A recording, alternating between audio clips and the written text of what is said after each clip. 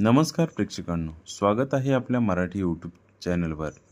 आज आपण पाहणार आहोत स्वयंपाक रोज करता, मग या 30 छोट्या युक्त्या तुमचं काम सोपं करतील। पहिलं, भाजी चिरताना बाजूलाच कचऱ्यासाठी एक वाटी ठेवा। दुसरं, आठवड्याच्या भाज्या एकदाच चिरून डब्यात भरून ठेवा। तिसरं, ट्रॉल्या फाईल किंवा बटर पेपर लावा, घासाघीस कमी होईल। चौथं, किचनची कात्री वापरली तर पालेभाज्या पिझ्झा पटकन कापता येतात। पाचवं, मसाले काचेच्या बरणीत ठेवा, शोधाशोध करावी लागणार नाही। सहावं, चॉपिंग बोर्ड खाली ओला कपडा ठेवा, तो घसरणार नाही। सातवं, उरलेली आमटी, ग्रेव्ही किंवा सॉस आईस ट्रॅपमध्ये गोठवून ठेवा।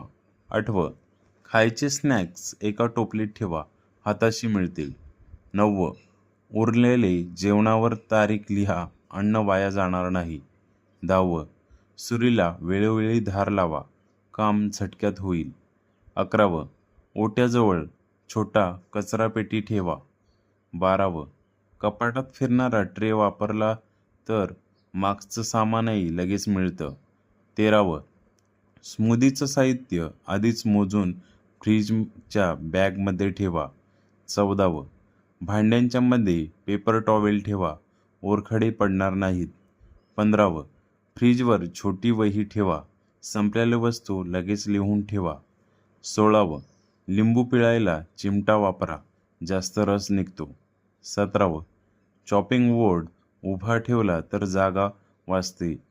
18वं, बेकिंग ट्रे एकाच ठिकाणी ठेवा। 19वं, काम करत करत साफसफाई केली तर नंतरचा त्रास कमी होतो।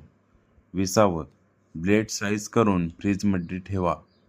21वं, रोज लागणारी पळी चमचे गॅस जवळ ठेवा। 22वं, बफिन ट्रेमध्ये चटण्या किंवा स्नॅक्स वाढा। 23वं, फॉईल, प्लास्टिक रॅप आणि पिशव्या एकाच ड्रॉवरमध्ये ठेवा।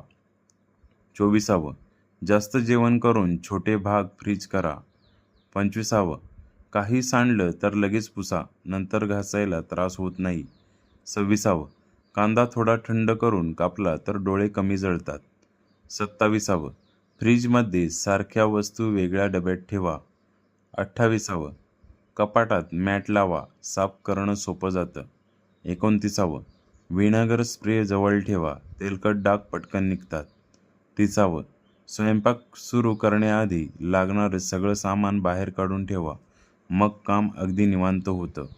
अशाच नवनवीन माहितीसाठी आपल्या चॅनलला लाईक, सबस्क्राईब, शेअर आणि कमेंट्स करायला नक्की विसरू नका। धन्यवाद।